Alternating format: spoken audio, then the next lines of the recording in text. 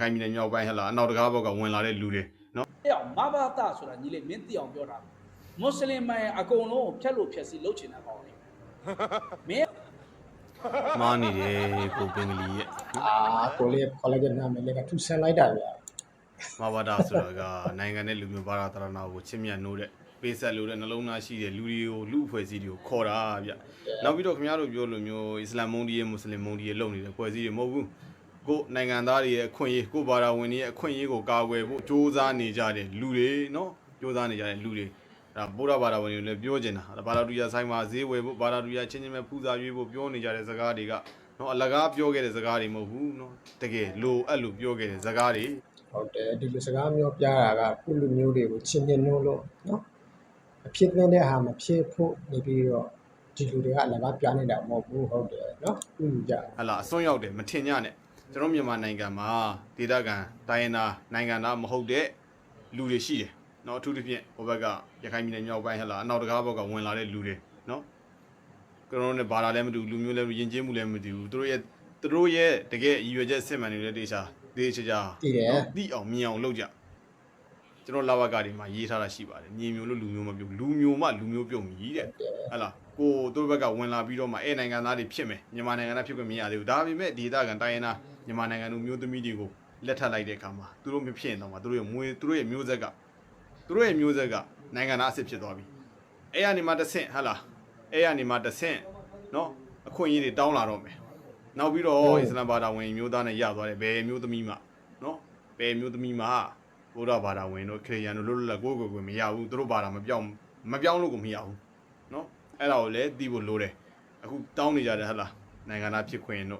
တိုင်းရင်းသားဖြစ်ခွင့်တို့တောင်းနေကြတယ်တို့လိန်ညာဆိုပြီးတော့မှထိုင်ငိုနေကြတယ်အဲ့ဒါတွေကိုပေးလို့မရဘူးဘာကြောင့်မလို့ပြောလဲအစွန်းရောက်လို့ပြောနေရမှာခင်ဗျားတို့ဒီမိုကရေစီဆိုပြီးတော့မှကိုယ်နိုင်ငံသားမူရင်းနိုင်ငံသားတွေရဲ့အခွင့်အရေးကိုမျက်ကွယ်ပြုပြီးတော့ဒီကောင်တွေရဲ့အခွင့်အရေးကိုခင်ဗျားတို့ဒန်းလူဆိုပြီးတော့လက်ဆက်ဆံလို့မရဘူးဘာကြောင့်မလို့ဆက်ဆံလို့မရဘူးလဲကျွန်တော်ပြောပြမယ်ကျွန်တော်မြန်မာနိုင်ငံမှာကဟလာဘုရားဘာသာပဲအထူးသဖြင့်များတယ်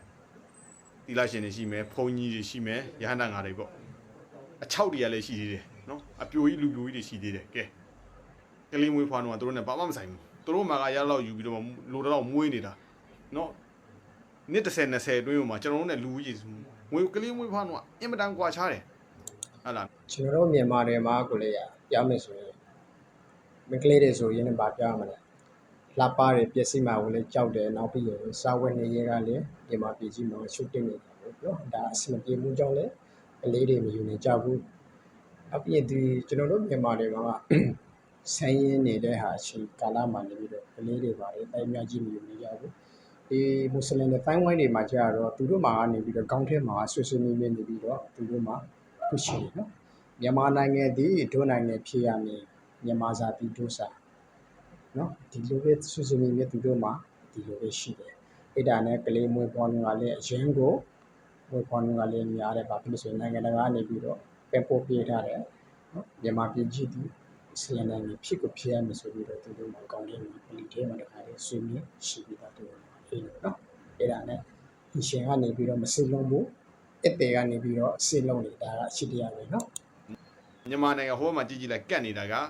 ဘင်္ဂလားဒေ့ရှ်နိုင်ငံဆိုတာကနော်ကျွန်တော်မြန်မာနိုင်ငံရဲ့သုံးပုံတောင်မရှိဘူးနော်ရှမ်းပြည်နယ်တော့မကျဲတဲ့နိုင်ငံမှာလူကြီးတန်း100နဲ့80 80ကြားမှာနေတိုင်းတယ်ကျွန်တော်မြန်မာနိုင်ငံတလောက်အကျယ်ကြီးတန်း90ကျော်ပဲရှိတယ်မြန်မာနိုင်ငံနဲ့စိတ်ဝင်နေတာမင်းတို့သိလာ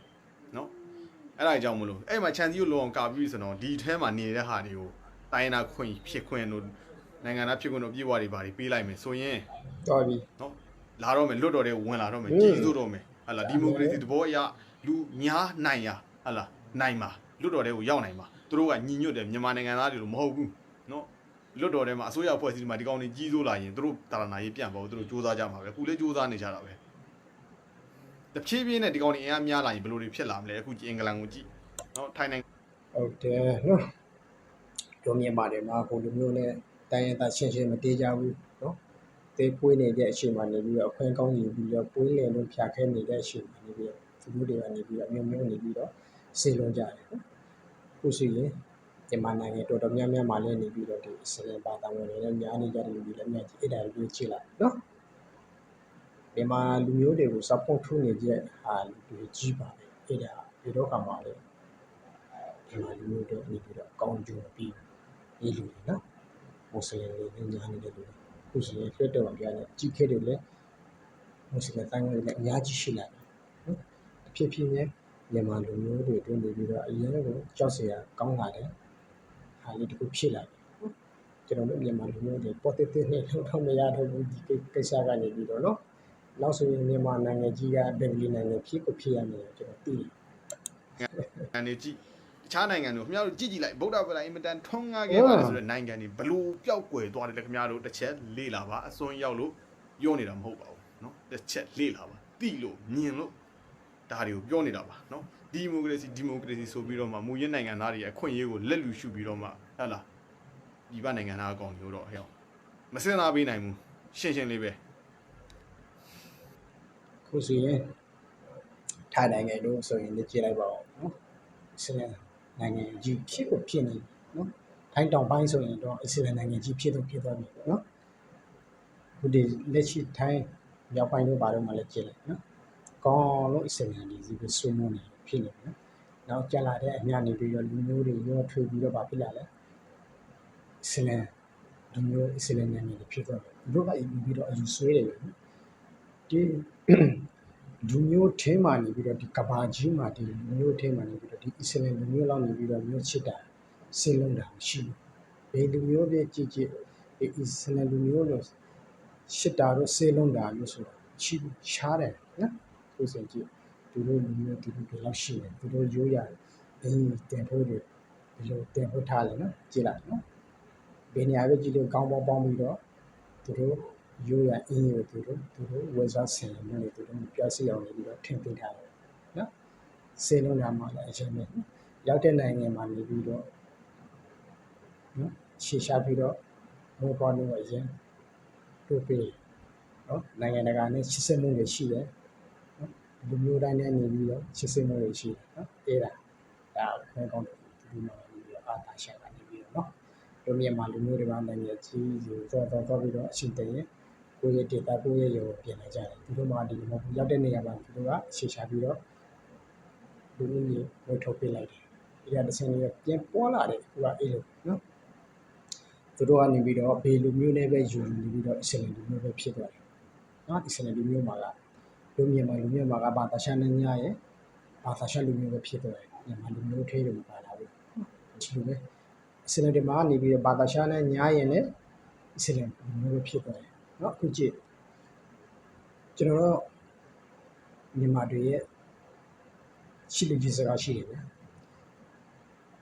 ကလာယုံနဲ့ငါးယုတ်ကိုနောင်လာနောင်သားတွေတက်နေပြီးတော့ရေးဆွေပြရမယ်ဆိုတာဒါအရှိတရားပဲအခုဆိုရင်ငါးတွေလည်းရှာပါလိုက်ပြီနော်မွေးတဲ့ငါးပဲစနေရတဲ့ရှိတယ်နော်ကလာဆိုရင်လည်းကြည့်လိုက်ခင်ဗျာအခေါက်ရှည်ရှည်မျိုးလုံးပြူတာမဲဒီလိုရှိလားရှိတော့ဘူးနော်ကျွန်တော်တို့မြန်မာလူမျိုးတွေနဲ့ခက်ဆက်ဖြစ်လာပြီးနှာခေါက်တိုလေးနော်ရခုံပါလေးအတိုင်းမွေးလည်းတိုင်းမရှိဘူးနော်အေးလိုဖြစ်လာပြီအသားရောင်ကလေးဖြူခွေးအေးလိုမျိုးချောလေးအေးလိုပေါ့အေးလိုဖြစ်လာပြီမိမိတူနော်ဒီလိုဖြစ်လာတယ်နော်ဘာဖြစ်လဲဆိုနော်ဖြစ်နေနေပြီးတော့ဒီလူတွေလည်းအယုံဒီလိုပြောင်းလာတယ်နော်အေးရနဲ့ကျွန်တော်တို့မြန်မာလူမျိုးတွေစေလုံးကြပါချစ်ကြပါကိုလူမျိုးကိုတန်ဖိုးထားကြပါနော်မြန်မာပြည်ကြီးကိုဝါမျိုးလာနဲ့